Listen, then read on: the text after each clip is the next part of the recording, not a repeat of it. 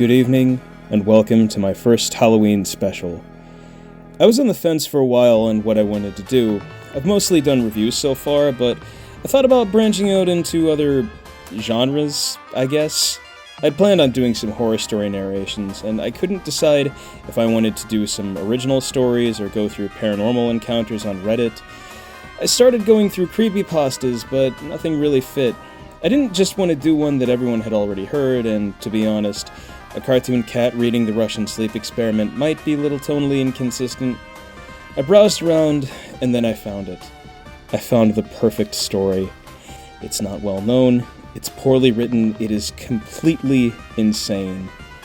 Without any context, let's dive in.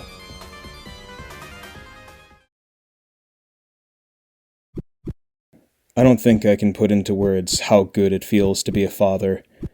I love Daniel more than I could possibly say. His bright, shining smile, his endless curiosity about the world around him, and his gentle, loving nature. I didn't think I was capable of loving someone else this much, but every time I heard his little laugh, his funny little requests, touch me, his reprimands, touch me harder, or saw his smile, I knew. Even the smallest things he did made me so incredibly proud. Every achievement he earned was something I wanted to celebrate. Even the interests he had that I didn't like, I tried to at least enjoy his enjoyment of them, if that makes any sense. Cars were one of those interests. Those Disney movies with Owen Wilson playing Lightning McQueen, a red race car who unsurprisingly loved racing. He loved racing so much, I guess you could say, he was a racist.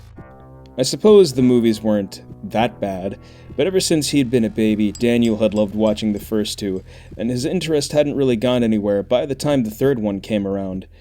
Yes, in case you can't tell, this is a creepypasta where Lightning McQueen is the bad guy. I feel like the background of text isn't really that interesting. Let's fix that. Perfect.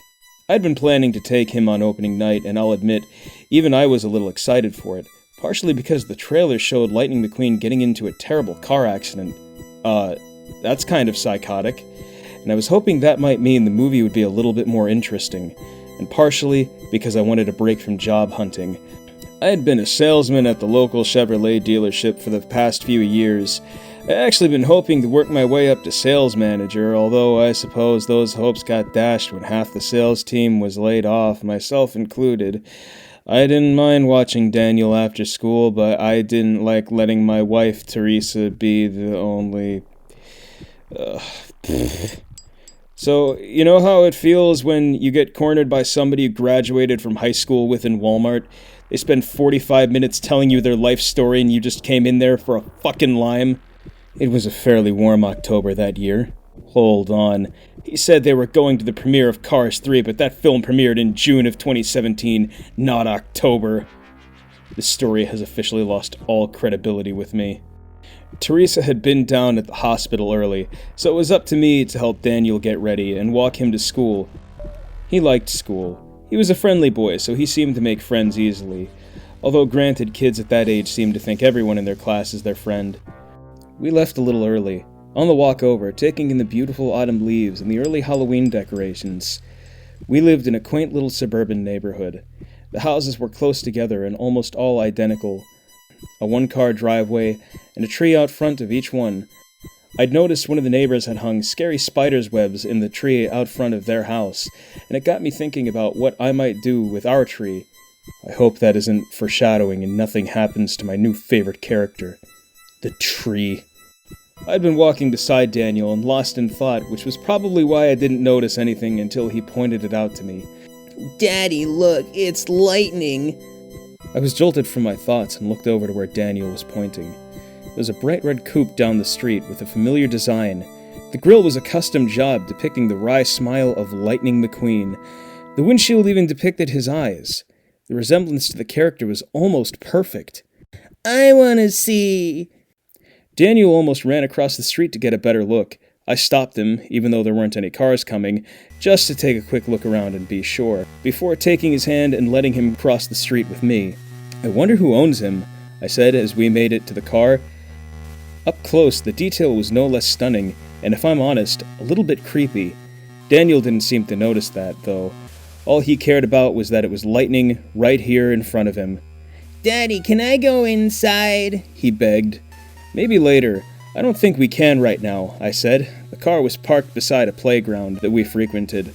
Abandoned at that time of day. I figured one of the nearby houses must have owned it, but I wasn't sure who, ... random pause for no reason. I'll tell you what.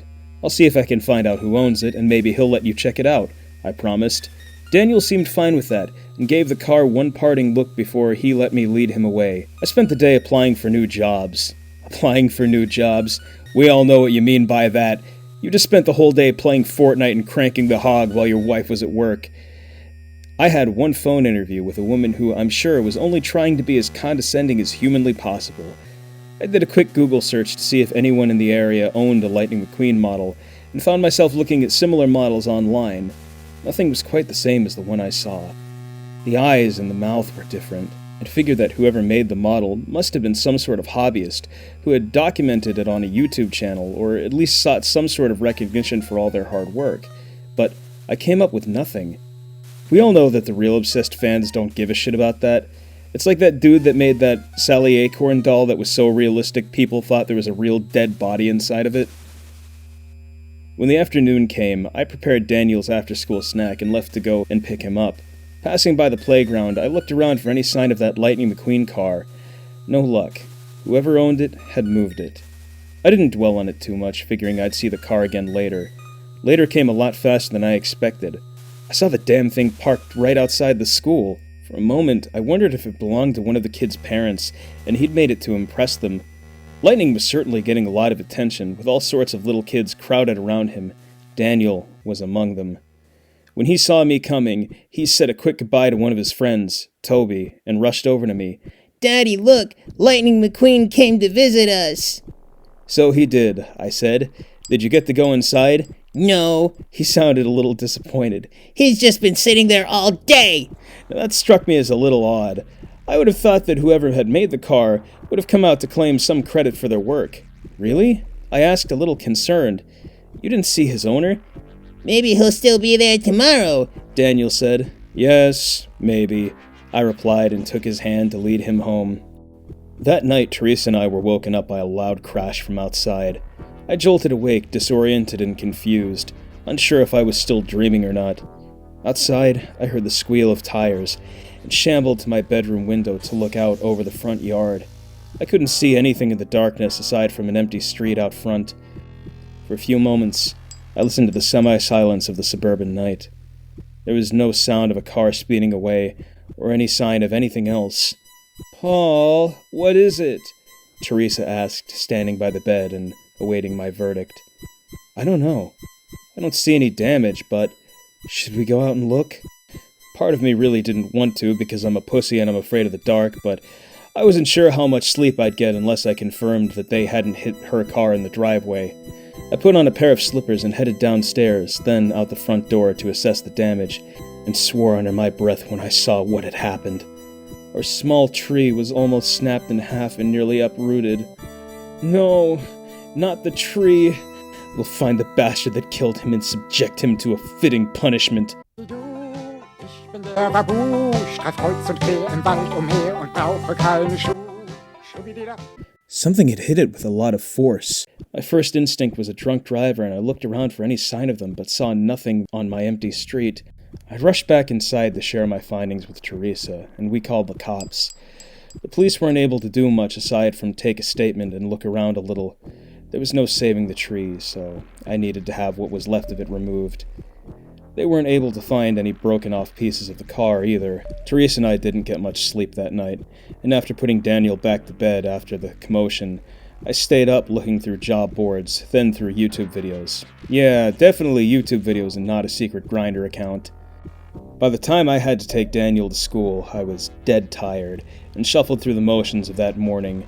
Lightning McQueen hadn't moved from his spot from yesterday and remained parked out front of the school. Daniel stared and smiled, but didn't seem as interested in him today. Neither of us mentioned it.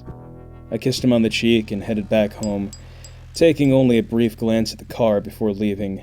As soon as I got home, I looked up a cheap landscaping company and called them about removing the tree. "I can probably book something for tomorrow. Raw, Man on the phone promised me. "A little backed up, it's weird. We got a lot of calls like this today." "For broken trees?" I asked. "Yeah, there's a whole bunch of them all over the neighborhood. I think a bunch of kids pulled some sort of stunt last night." I couldn't imagine a group of teenagers deliberately crashing their cars into trees for fun, even if they were just small trees, because teenagers never destroy stuff for the fun of it. True story, when my grandpa was a teenager, him and his buddies stole a street sweeper. But, well, kids these days were a lot different than back when I was in high school. Damn kids with their skibbity toilets. Back in my day, we had Big Chungus and we liked it that way. I took the slot for tomorrow and turned on the TV to check out the news. Sure enough, there was a report on all the vandalism from the night before. Our cat Urkel rubbed up against my legs as I watched, and I absent-mindedly petted him, before letting him out to wander the neighborhood. After that, I took a nap on the couch, burnt out from all the excitement last night. When my phone's alarm went off, I slowly woke to work on Daniel's after-school snack. What's up with all the fixation on snack preparation? When I was a kid, I'd get like a banana, but I guess Daniel has to have 6 full meals a day like a hobbit, and check the back of the door to see if Urkel had come back. No sign of him, but I wasn't too worried about that. He seemed to prefer being outdoors, and I knew he'd come back once he got tired. I went out to go pick up Daniel. Lightning McQueen was gone when I got to the school, and I noticed a police cruiser parked in the kiss and ride. That made me feel uneasy. Anybody want to inform me on what the hell a kiss and ride is? That phrase, in the context of a school, just does not sound right. "I hope everything is all right," I remarked to Daniel once I'd collected him, and looked over at the police cruiser. Daniel stared at it as if he was surprised to find it there. "Did something happen today?" I asked him. I don't know. I didn't see, he said, and seemed to think about it for a bit. Ricky said the D word, so maybe that's why. I highly doubted the cops were going to show up just because some kid uttered a cuss word. I like how this sounds as if he considered it for a second. I stared at the cruiser, then at the empty space where Lightning McQueen had been the day before. "No lightning today?" I asked. He left, Daniel said. He took Toby for a ride, though. My heart stopped in my chest. Thank God it started beating, though, or this story would be really, really short. "Lightning took Toby?" I asked. Yeah, Toby was looking at him during recess, and his door opened, so he got inside and they left. I stared at that cop car, feeling physically ill as I realized I shouldn't have eaten that much Taco Bell. Why were they there? I knew Toby's parents. They were good people, and I couldn't imagine what they were going through at that moment. I took Daniel by the hand and pulled him towards me, trying to keep calm as I went. When I got there, I let Daniel eat his snack and watch TV, while I called Teresa and told her what had happened. I then called Toby's parents to check in with them. It was as I had feared. Toby was missing, and the suspect had been driving a car that looked like Lightning McQueen. The police came by briefly to ask Daniel some questions. The officers were gentle, even though I don't think Daniel was able to give them anything of value. He was too young to understand the danger. I had heard an Amber Alert was issued, but I had a sinking fear in my stomach that it was too late. I considered keeping Daniel home from school the next day. I'd heard nothing about Toby being found, and that sick feeling in my stomach hadn't passed, but eventually, I relented. The school was still open and being watched by the police. Maybe it was safer to let him go today. Reluctantly, I went through our morning routine and then walked him to school, eyes peeled for that fucking Lightning McQueen car. The other parents dropping their children seemed grim and shifty. The demeanor was more guarded and uneasy. Some of the parents I usually chatted with ignored me in favor of making sure their own kids were safe. I didn't take it personally. A lot had chosen to stay home. I didn't blame them for that. I watched Daniel until he was safely inside the school and walked home slowly, my feet almost dragging on the sidewalk. It wasn't until I got home that I remembered something I'd completely forgotten about in the stress that had defined last night. Urkel. As I got close to the house, I spotted him on the street. Recognition immediately tore my mind away from every other thought as I saw that tuft of orange fur and broke into a run, already fearing the worst. This had been recent. This had just happened. Fuck around and find out, Lightning McCreep. I cleaned up the mess, giving poor Urkel a shroud and a garbage bag that I shoveled him into, and burying him out back. I was just finished burying him when the landscapers arrived to take care of the tree. As they worked, I sat in my living room, still trying to process all that had happened over the past few days. On the surface, I tried to tell myself that this was all a random series of events, unconnected and unfortunate, but it felt like much more than that. 3 surreal vehicle incidents in less than 3 days, all coinciding with the arrival of that fucking Lightning McQueen model. Okay, I'm sorry, but I can't read that with a straight face. It's like the goddamn Batman thing in All-Star Batman and Robin. Fucking Lightning McQueen. I tried not to think about it and turned the TV on, watching the news to try to take my mind off of this. That didn't work either. There'd been a murder. Not just a hit and run, oh no, worse than that. A car had gone off the road, right into a living room of a house, not far from where I lived. They'd all been killed in the accident. Well, almost all of them. There was no sign of the driver or the car. Wouldn't it be funny if that Toby kid just jacked the normal Lightning McQueen replica, and the reason it was crashing into everything is because it's being driven by a 7-year-old? And then they revealed the names of the deceased. Names I recognized. They weren't friends, no. I don't think I even knew where they lived until then, but I'd met them out front of Daniel's school, and when they showed a picture of a house almost identical to mine, I couldn't help but notice that there wasn't a tree out front of that house, but there was a fresh mound of dirt where the tree had once been. A mound of dirt that looked a lot like the one that would be outside my house very soon. You mean to tell me that every house in a neighborhood of nearly identical houses looking the same isn't a coincidence? If I end up getting murdered, put this guy in charge of the investigation. I felt myself start to shake. There was no denying this. Or if there was, I just didn't want to deny it. Something was wrong, and I didn't even know how to begin to explain any of it. Some lunatic in a Lightning McQueen car was driving around, kidnapping children and crashing into things. It occurred to me that if he'd been behind all that damage, then perhaps his car would have shown some wear. There had been no such thing when I'd last seen it, but that wasn't much of a comfort, was it? I watched that report on the news, unable to understand the why behind any of this, until I eventually decided that I didn't care. Why didn't matter. The police could handle that. All I needed was to take care of my family. I booked a hotel right then and there, 3rd floor where no car could possibly reach us, and I set out packing our things immediately. When the time came to get Daniel, I didn't bother making a snack. If he wants his snack, it's just gonna be tough titties. I called Teresa and I told her to come home. I told her it was urgent, and then went to get Daniel. I figured I could meet her at home and we could leave immediately. Daniel seemed quieter when I picked him up, and I kept a brisk pace on the walk home, holding his hand tightly. Is Toby coming back? He asked me as we walked. I don't know. I hope so. I hope the police bring him home safe. Me too, Daniel said, quietly glancing over his shoulder. It seems like such a minor conversation, the kind of thing I wouldn't even remember later, but I remember it now. Yeah, talking about the abduction of a child is definitely a mundane topic not worth remembering. When we got home, Teresa was already there, and she almost sprinted towards me by the time I was close enough to see why. I barely noticed her at all. Where my front door had once been, now there was a gaping hole of splintered wood and drywall, roughly the size of a car. It looked sickeningly similar to the house I'd seen on the news earlier.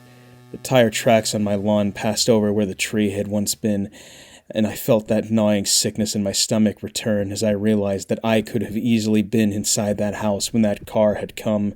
"Paul, what the fuck is going on?" Teresa cried, and in the back of my mind, I almost was grateful for the damage, since at least my concerns had been vindicated. "I'll explain later. We need to go now. Get in the car, I'll get the suitcases. We can't leave those suitcases behind, Teresa. They're Louis Vuitton, and I am not letting them here for Lightning McQueen to get his grubby tires all over them." "I've already booked a hotel," I said, and handed Daniel off to her. I headed towards where my front door had once been, and hurried through the ruins of my house upstairs to get our luggage. As I retrieved the suitcase from mine in Teresa's room, I saw him through the window. Lightning McQueen, parked patiently across the street. He's just standing there, menacingly! My eyes widened in horror. The model had taken some damage. The paint was scratched, and one of the mirrors was broken off. I'd expected whoever was behind the wheel of that goddamn thing to be long gone, but no, they'd just been waiting for another chance. I didn't waste my time with the suitcases. I sprinted back downstairs as I heard the engine rev. I wasn't even at the door when I heard the sickening crunch of metal on metal. Metal, metal! It's what I crave! And Teresa's scream of agony. When I got out the door, I saw just what had happened to her. She was pinned between the side of her van and Lightning McQueen. The model had hit her head on and backed up, leaving her to collapse uselessly onto the ground. Yeah, she's so useless. Come on, Theresa. You need to contribute. Through the windows of the van, I could see Daniel, clearly terrified. Lightning hit the van. Lightning hit the van again, tires rolling over Teresa as it did. Fuck it. Lightning hit the van again, tires rolling over Teresa as it did, and the van rocked. I screamed but remained frozen and helpless. Daniel was struggling to escape. He opened the door of the van as Lightning reared up to ram it again and looked at me before running towards me. I might have screamed. I can't remember if I did. Lightning swerved away from the van, going around it and hitting the speed again. Daniel froze in his tracks, looking into the headlights of the oncoming car as it sped towards him, and in the blink of an eye, overtook him.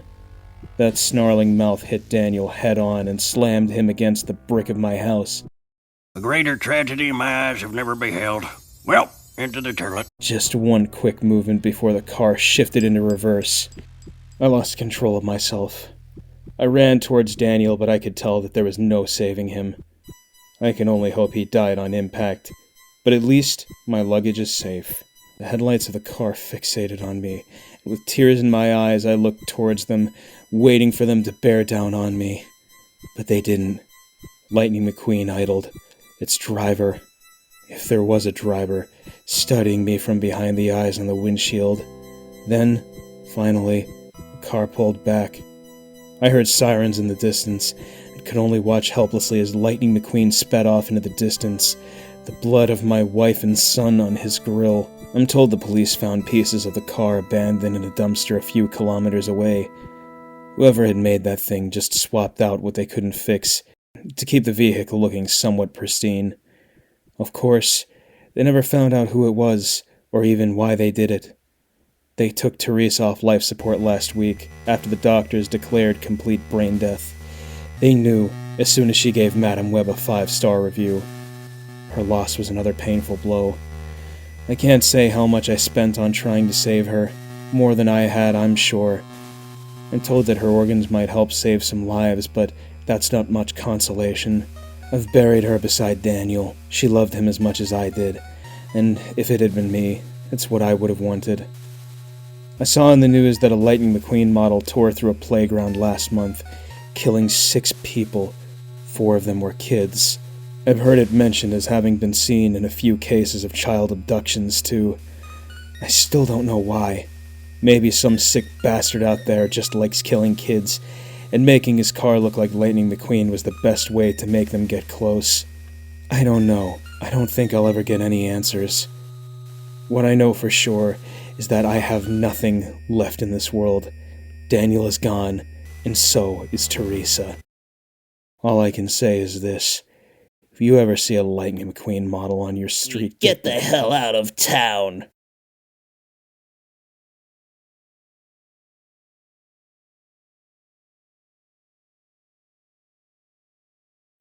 Okay, Paul, I know you believe Lightning McQueen killed your family. Hey, Dad! Okay, whatever. This is not gonna hold up in court, man. A jury is not gonna buy this. But it's what happened! Look, you just have to take the plea deal. I know 25 years in prison doesn't seem ideal, but this is your only chance of ever seeing the sun again. The only other way is to get this case thrown out or to get off on some kind of technicality, but this is airtight. That is not happening. Paul, please don't drag this out any longer than it has to be. Just take the plea deal. I know what I have to do. How does the defendant plea? Lightning McQueen killed my family, Your Honor. God damn it. Hey, thanks for watching. If you enjoyed me reading the story about Lightning McQueen being a serial killer, do me a solid and hit that subscribe button. If you got a suggestion for a video or even another story like this you'd want me to read, leave it in the comments. And if you happen to see a Lightning McQueen model in your town, it's probably fine. It's like, the chances of Lightning McQueen actually being a serial killer are pretty low. Anyway, happy Halloween.